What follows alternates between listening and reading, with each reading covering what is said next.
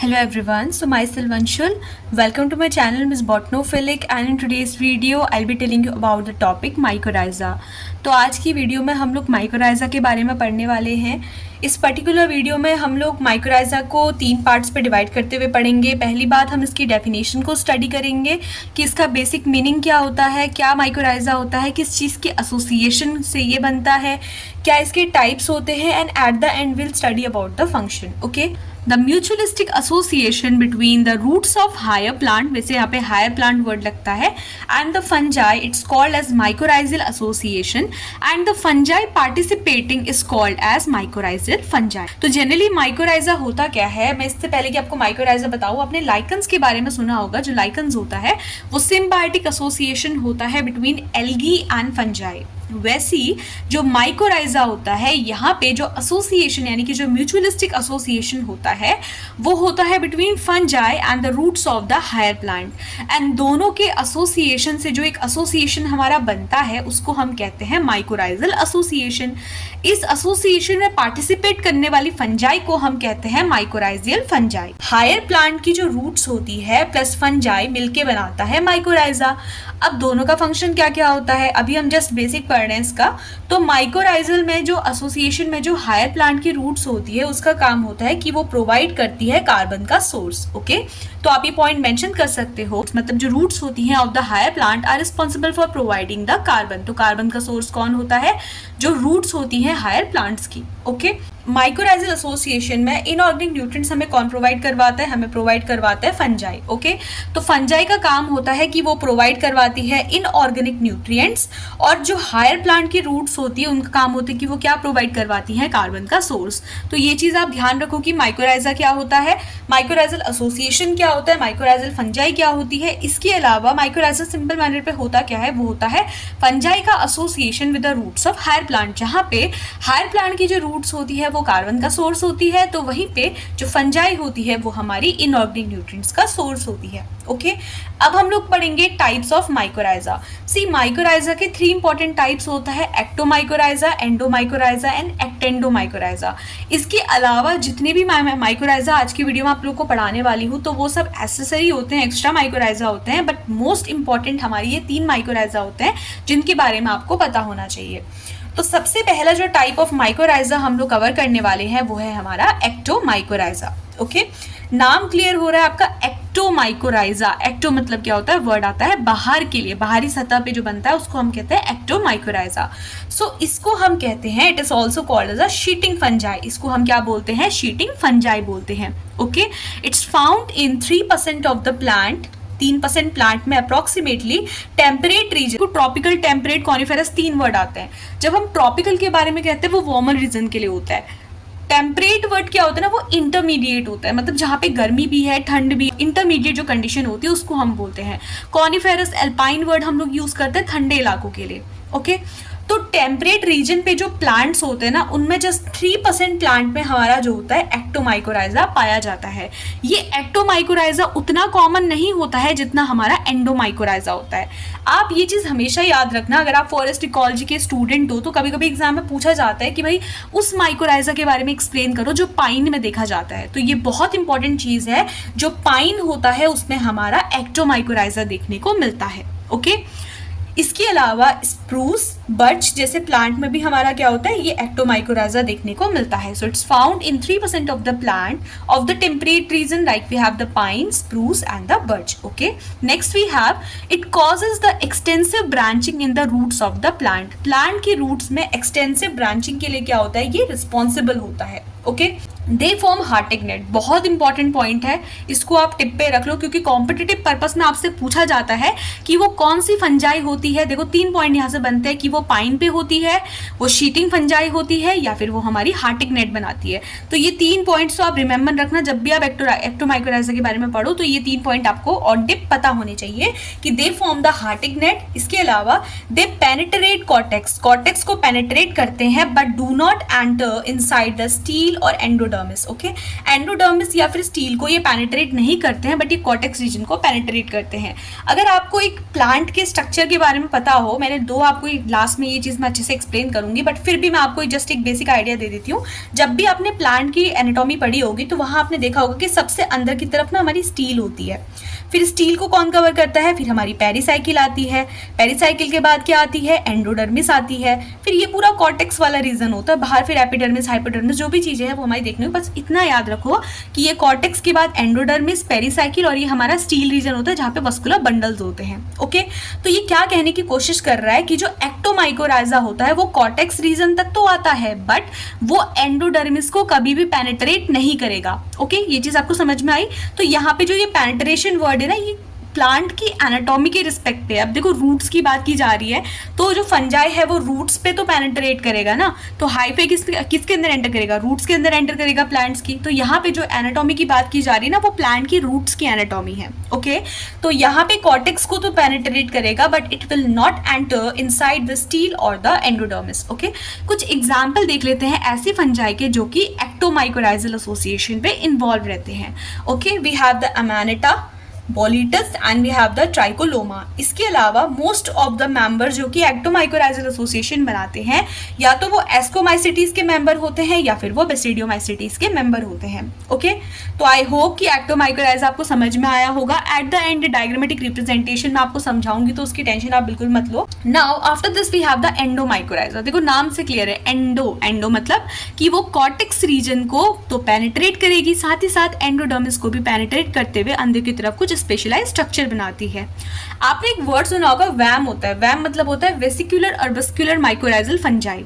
तो एक चीज याद रख लो कि जो एंडोमाइकोराइजा होता है वो हमारा वैम फंजाई होता है। इसी का दूसरा नाम हमारा वैम फंजाई है। और ये वैम फंजाई का काम होता है कि ये फास्फोरस का मैक्सिमम एब्जॉर्प्शन में हेल्प करता है। Okay, so the association found in maximum plant, Bryophyta, Pteridophyta, gymnosperm, इन सब में होता है एक्सेप्ट पिनेसी। देखो जिम्नोस्पर्म की बात की जा रही है। पाइन आपको पता होगा कि जो पाइनस का प्लांट होता है ना, वो जिम्नोस्पर्म पे होता है। तो सभी जिम्नोस्पर्म में एंडोमाइकोराइजा देखने को मिलेगा, लेकिन एक्सेप्शन है पिनेसी, यानी कि जिसका मेंबर क्या होता है? पाइन होता है, पाइनस होता है। ठीक है, क्योंकि पाइनस में कौन सा एसोसिएशन है? पाइनस पे है हमारा एक्टोमाइकोराइजा का एसोसिएशन। इसके अलावा जितने भी एंजियोस्पर्म्स होते हैं वहां पे आपको एंडोमाइकोराइजल एसोसिएशन देखने को मिलेगा। ओके, अब ये जो हमारा एंडोमाइकोराइजा होता है इसी को हम वैम बोलते हैं। ये मैं आपको ऑलरेडी बता चुकी हूँ कि वैम की फुल फॉर्म क्या होती है? Vesicular arbuscular mycorrhizal fungi. Okay, अब यहाँ पे वेसिकुलर अर्बस्कुलर जब हम बोल रहे हैं तो यहाँ पे वेसाइकल्स भी बनती है, अर्बस्क्यूल्स भी बनते हैं। अब भाई ये वेसाइकल क्या होते हैं, अर्बस्क्यूल्स क्या होते हैं? तो वेसाइकल्स क्या होते हैं? हमारे सर्कुलर स्ट्रक्चर्स होते हैं। इतना याद रखो कि वेसाइकल्स होते हैं ना, वो सर्कुलर स्ट्रक्चर होते हैं। ओके, और जो अर्बस्क्यूल्स होते हैं वो हमारे क्या होते हैं? बेसिकली 4 डे की लाइफ स्पेन होती है, डाइकोटोमसली ब्रांच स्ट्रक्चर होता है। ओके, जो पॉलीफॉस्फेट्स होते हैं, फिनोलिक कंपाउंड्स होते हैं, ऐसे कंपाउंड्स को स्टोर करने का काम होता है इनका। इसके अलावा जो वैम होता है वो एक ब्लैक बलून लाइक स्ट्रक्चर बनाता है जिनको हम क्लेमाइडोस्पोर्स पढ़ते हैं। तो अभी जस्ट आप थ्योरेटिकल इन्फॉर्मेशन लो, जब हम डायग्रामेटिक रिप्रेजेंटेशन इसका पढ़ेंगे तो वहाँ पे आपके बहुत सारे डाउट्स क्या हैं वो क्लियर हो जाएंगे। ओके, इसका जो मेंबर होता है वो बेसिकली म्यूकोरेल्स के मेंबर होते हैं। तो म्यूकोरेल्स के मेंबर क्या है वो आपको देखने को मिलेंगे in case of endomycorrhiza. Okay, third category जो कि आ जाती है, हमने एक्टोमाइकोराइजा पढ़ा, एंडोमाइकोराइजा पढ़ा, अब हम पढ़ेंगे एक्टेंडोमाइकोराइजा। देखो नाम से क्लियर हो रहा है, एक्टेंडो यानी कि जिसको जो कि एक्टो के फीचर भी दिखाता है, एंडो के फीचर भी दिखाता है। ओके, तो एक कनेक्टिव लिंक होता है बिटवीन एक्टोमाइकोराइजा एंड एंडोमाइकोराइजा। तो ये जो हमारा एक्टेंडोमाइकोराइजा है इसको हम आर्ब्यूटॉइड माइकोराइजा भी बोलते हैं। ओके, तो क्या बोलते हैं इसको? हम आर्ब्यूटॉइड माइकोराइजा बोलते हैं। इसके अंदर मेंबर्स आते हैं ऑर्डर एरिकेल्स के। कनेक्टिव लिंक होता है बिटवीन एक्टोमाइकोराइजा एंड एंडोमाइकोराइजा। तो एक्टोमाइकोराइजा और एंडोमाइकोराइजा के बीच में क्या होता है? ऐसा कनेक्टिव लिंक देखने को मिलता है। देखो मैंने आपको बताया था कि एक्टोमाइकोराइजा में क्या होता है? हार्टिंग नेट देखने को मिलता है। ओके, और एंडोमाइकोराइजा में मैंने आपको क्या बताया था? एंडो के अंदर हमको बेसिकली वेसिकल्स और एर्बस्क्यूल्स देखने को मिलते हैं। तो ये जो एक्टेंडोमाइकोराइजा होता है ना, इसमें एक्टोमाइकोराइजा का हार्टिंग नेट होता है और एंडोमाइकोराइजा की तरह ये अर्बस्क्यूल्स दिखाता है। तो यानी कि क्या है कि कनेक्टिव लिंक है बिटवीन एंडोमाइकोराइजा एंड एक्टोमाइकोराइजा। दो ये पॉइंट मैंने यहाँ पे मेंशन नहीं किया, बट मैं आपको बता रही हूँ कि क्यों ये कनेक्टिव लिंक होता है between ecto and endo. Okay, इसके अलावा ये एक्यूमुलेट करने में हेल्प करता है आयरन, मैग्नीज एंड एल्यूमिनियम। इसकी एक और चीज़ है कि जब मैंने आपको एंडोमाइकोराइजा पढ़ाया था तो मैंने आपको वैम के बारे में वहाँ पे बताया, तो आप ये पॉइंट यहाँ पे मेंशन कर सकते हो कि जो वैम होता है, वेसिकुलर अर्बस्कुलर माइकोराइजल फंजाई, ये फॉस्फोरस के एब्जॉर्प्शन के लिए बहुत अच्छा एक इंपॉर्टेंट सोर्स होता है और ये मैक्सिमम एब्जॉर्प्शन करवाता है फॉस्फोरस का। तो ये कॉम्पिटिटिव पर्पज से भी एक इंपॉर्टेंट पॉइंट है कि भाई फॉस्फोरस का मैक्सिमम एब्जॉर्प्शन कौन सा एसोसिएशन कराता है, तो it's a VAM association. Okay, now next we have orchidoid mycorrhiza. देखो ये इतने इंपॉर्टेंट माइकोराइजा के पार्ट नहीं होते हैं, इंपॉर्टेंट मैंने आपको ऑलरेडी बताया कि एक्टोमाइकोराइजा, एंडोमाइकोराइजा, एक्टेंडोमाइकोराइजा के बारे में आपको पता होना चाहिए। ऑर्किडॉइड वर्ड जो हो रहा है वो क्लियर हो रहा है कि ऑर्किड्स की फैमिली के अंदर बेसिकली देखने को मिलता है। Okay, so most commonly it is found in family orchidaceae, penetrate its hyphae in seedling as soon as the seed coat breaks। Okay, तो यहाँ पे होता क्या है कि ये सीडलिंग्स को पेनिट्रेट करता है, जो हाइफे होता है, फंजाई ने हाइफे जर्मिनेट किया, फंजाई का जो स्पोर है वो जर्मिनेट करेगा, हाइफा बनाएगा। हाइफा क्या करता है कि सीडलिंग जैसे ही जो हमारा सीड कोट होता है वो ब्रेक करके सीडलिंग बनाता है। वो सीडलिंग यानी कि सीडलिंग तो आपको पता ही होगा कि क्या होगा, जब पहली लीफ निकलती है नीचे की तरफ से रूट निकलती है तो रूट्स को डायरेक्टली पेनिट्रेट करता है, क्योंकि उस टाइम पे जो रूट्स होती है ना वो काफ़ी सॉफ्ट होती हैं। ओके, तो रूट वाली स्टेज पे, जब सीडलिंग वाली स्टेज पे होता है तो वो रूट्स को डायरेक्टली पेनिट्रेट करता है, जैसे कि हमारा सीड ब्रेक, जैसे ही हमारा जो सीड कोड होता है वो ब्रेक हो जाता है। इसका जो बेसिक मेंबर होता है वो बेसिडियोमाइसीटीज के मेंबर देखने को मिलते हैं, जो कि ऑर्किडॉइड माइकोराइजल एसोसिएशन बनाती है। Last mycorrhizal association is the ectotrophic mycorrhizal association. देखो एक्टोट्रॉफिक में जो मेंबर्स होते हैं वो हमारे एस्को और बेसिडियो के मेंबर होते हैं and they basically grow in cooler environment. Okay, तो ये कौन से इन्वायरमेंट पे ग्रो करते हैं? कूलर इन्वायरमेंट पे ग्रो करते हैं। अब मैं इसका डायग्रामेटिक रिप्रेजेंटेशन आप लोग को एक्सप्लेन करती हूँ। तो सबसे पहले हम लोग इस स्ट्रक्चर को समझ लेते हैं कि ये स्ट्रक्चर कहना क्या चाह रहा है। देखो ये ना एक प्लांट की रूट की एनाटॉमी है। ये जो स्ट्रक्चर आप देख रहे हो, पहले आप इस पे फोकस करो। जो बाहर की लेयर है ना ये एपिडर्मिस है ना, कि ये जो रीजन है ये हमारा कॉर्टेक्स वाला रीजन है। फिर ये जो आप स्ट्रक्चर देख रहे हो अंदर की तरफ, ये हमारा है एंडोडर्मिस। और ये जो सबसे अंदर वाला पोर्शन है ना, इसको हम पिथ बोलते हैं। को समझना कि ये प्लांट के रूट का स्ट्रक्चर है। और यहाँ पे जो माइकोराइजा हम लोग पढ़ने वाले हैं वो माइकोराइजा हमारी 3 टाइप की है। We have the ectomycorrhiza, we have the endomycorrhiza and we have the ectendomycorrhiza. Okay, तो सबसे पहला जो स्ट्रक्चर हम देखने वाले हैं वो हम देख लेते हैं एक्टोमाइकोराइजा को। तो मैं यहाँ पे आपको हर एक स्ट्रक्चर को थोड़ा जूम करके दिखा देती हूँ। पहले हम पढ़ लेते हैं एक्टोमाइकोराइजा के बारे में। तो अब एग्जाम में कंफ्यूज मत होना, तीनों को जो है यहाँ पे कंपैरेटिव स्ट्रक्चर के फॉर्म पे दिखाया गया। आप चाहो तो इनका डायग्राम कंबाइन भी बना सकते हो, अलग अलग भी बना सकते हो। ठीक है, ये जो सीरीज है ना, ये स्ट्रक्चर जो है आपका जब जस्ट कंपैरेटिव मैनर पे दिया है। तो सबसे पहले एक्टोमाइकोराइजा, यहाँ पे हमने क्या क्या पढ़ा था? हमने पढ़ा था कि भाई हार्टिंग नेट बनता है। इसमें क्या होता है कि स्ट्रक्चर जो हाइफा होता है वो अंदर की तरफ तो मूव करता है, लेकिन क्या करता है वो कॉर्टेक्स के अंदर जाएगा, बट एंडोडर्मिस को वो पेनिट्रेट नहीं करेगा। तो ये जो आप स्ट्रक्चर देख रहे हो ना, ये हाइफा है एक्चुअल में, और ये जो स्ट्रक्चर है ये आपका शीटिंग नेट है। तो ये शीट लाइक स्ट्रक्चर बना रहा है हमारा, इसलिए हम इसको शीटिंग फंजाई बोलते हैं। और अंदर की तरफ जो होता है ये इंटरसेल्युलर या फिर इंटरसेल्युलर हाइफी टाइप का फॉर्मेशन करता है, कॉर्टेक्स तक जाएगा। लेकिन ये जो आप स्ट्रक्चर देख रहे हो ना अंदर की तरफ, ये जो एंडोडर्मिस है, इसको ये पेनिट्रेट बिल्कुल नहीं करेगा। तो ये पॉइंट आप लोग थोड़ा ध्यान में रखना। इसके अलावा जो नेक्स्ट स्ट्रक्चर हम लोग यहाँ पे पढ़ने वाले हैं, एंडोमाइकोराइजा। ठीक है, अब हम लोग एंडोमाइकोराइजा देख लेते हैं। देखो एंडोमाइकोराइजा को मैंने आपको एक वर्ड बोला था जिसको हम बोलते हैं वैम, यानी कि वेसिकुलर अर्बस्क्यूलर माइकोराइजल फंजाई। ओके, तो यहाँ पे हमारी 3 चीज़ होती है जिसको हम बोलते हैं अर्बस्क्यूलर माइकोराइजल फंजाई। यहाँ पे वेसिकुलर वर्ड भी आता है। तो मैंने आपको क्या बताया था कि देखो हाइफा तो इधर भी है, ये एक्स्ट्रा सेलुलर हमारी हाइफे है। अंदर की तरफ ये जो आप स्ट्रक्चर देख रहे हो ना, ये डाइकोटोमसली ब्रांच स्ट्रक्चर होते हैं, इनको हम बोलते हैं अर्बस्क्यूल्स। और ये जो आप यहाँ पे सोलन स्ट्रक्चर देख रहे हो, इन सोलन स्ट्रक्चर को हम बोलते हैं वेसाइकल। इसके अलावा मैंने आपको बोला था कि ये हमारे कुछ स्पोर्स बनाते हैं। तो ये स्पोर्स क्या करते हैं, कुछ black bodies, black balloon like structures होते हैं जो कि हमारे क्या बनाते हैं, क्लेमाइडोस्पोर्स बनाते हैं। ओके, तो क्लेमाइडोस्पोर्स बनाते हैं, ये बात आप ध्यान रखना। ये बलून लाइक स्ट्रक्चर होते हैं और इसके अंदर से क्या निकलते हैं, हमारे क्लेमाइडोस्पोर्स निकलते हैं। ओके, तो आई होप कि आपको ये समझ में आया होगा कि भाई एक्टोमाइकोराइजा क्या होता है, एंडोमाइकोराइजा क्या होता है। अब हम पढ़ लेते हैं एक्टेंडोमाइकोराइजा के बारे में। इसका मतलब क्या है, एक्टेंडोमाइकोराइजा जो कि एक्टो के कैरेक्टरिस्टिक भी दिखाएगा, एंडो के कैरेक्टरिस्टिक भी दिखाएगा। तो आप देखोगे ना, तो यहाँ पे ये अंदर की तरफ भी पेनिट्रेट कर रहा है, जो हमारा हाइफल स्ट्रक्चर है। बाहर की तरफ ये शीथ बना रहा है किसकी तरफ, एक्टोमाइकोराइजा की तरफ, और अंदर की तरफ पेनिट्रेट करते हुए अर्बस्क्यूल्स बनाता है, जिसको हम क्या बोलते हैं, इसलिए हम इसको बोलते हैं कि भाई एक्टो के कैरेक्टरिस्टिक्स भी दिखाता है, एंडो के भी दिखा रहा है। एक्टो की तरफ से क्या दिखा रहा है, एक्टो की तरफ से ये हमारा ये हाइफल शीथिंग बना रहा है इस तरीके से। ओके, बाहर की तरफ एक्सटर्नल हाइफी तो बनेंगे, हाइफल शीथिंग भी बनाएगा इस तरीके से, और साथ ही साथ क्या करेगा, ये अंदर की तरफ भी हमारा कुछ ना कुछ स्ट्रक्चर शो करेगा, अर्बस्क्यूल्स का फॉर्मेशन करेगा, like we have in case of VAM fungi, जिसको हम वेसिकुलर अर्बस्कुलर माइकोराइजल फंजाई बोलते हैं। तो आप चाहो तो इसका स्क्रीनशॉट ले सकते हो डायग्रामेटिक रिप्रेजेंटेशन का, बहुत सिंपल सा डायग्राम बनता है इसका, और सबसे बेस्ट मैनर यही होता है एक्सप्लेन करने का, ताकि एग्जामिनर को ये समझ में आ जाए कि भाई आपको जो तीनों कैटेगरीज है उसका डिफरेंस आपको पता है। ओके, तो आप एग्जाम में या तो इस तरीके से कंबाइंड स्ट्रक्चर बना दो, या फिर आप जस्ट एक्टो और एंडो का डायग्राम बना सकते हो रूट्स के फॉर्म पे। After studying the diagram, let's study about the function of mycorrhiza. तो देखो माइकोराइजा के क्या क्या फंक्शन होते हैं, मैंने यहाँ पे जस्ट कुछ प्रिसाइज पॉइंट लिखे हुए हैं, आप चाहो तो इसके अंदर कुछ एडिशनल चीजें भी आप लिख सकते हो, मैं आपको हर एक पॉइंट को एक्सप्लेन करूंगी। सबसे पहला आता है accumulation of nutrient from the soil. देखो माइकोराइजल एसोसिएशन में मैंने आपको पहले ही बोला कि इसका काम क्या होता है ना, कि ये न्यूट्रिएंट को एब्जॉर्ब करने में हेल्प करता है।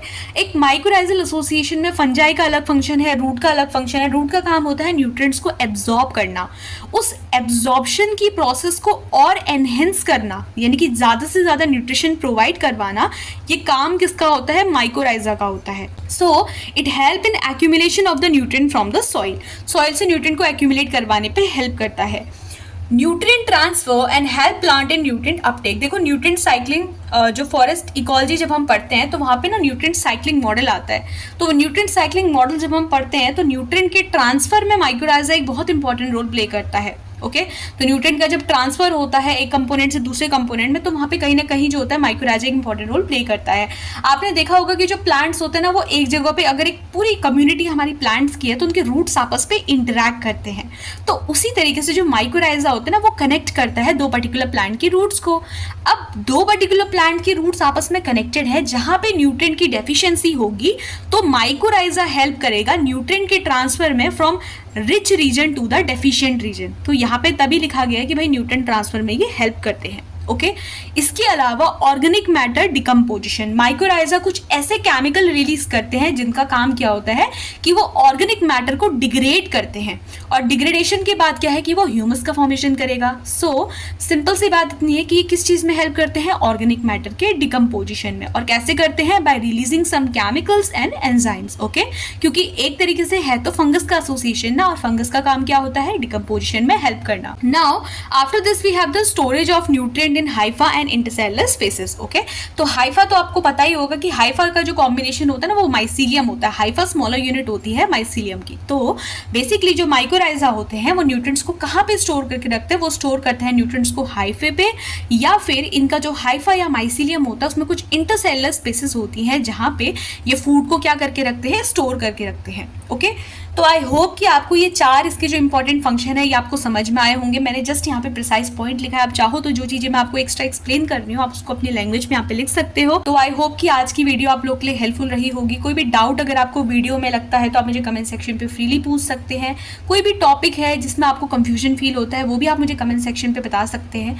इसके अलावा वीडियो से अगर आपको थोड़ी भी हेल्प मिली है तो आप प्लीज़ अपने फ्रेंड्स और क्लासमेट्स के साथ मेरी वीडियो को जरूर शेयर करें। Okay, so that's all for today's video. If the video is helpful then please like, share and subscribe. Thank you.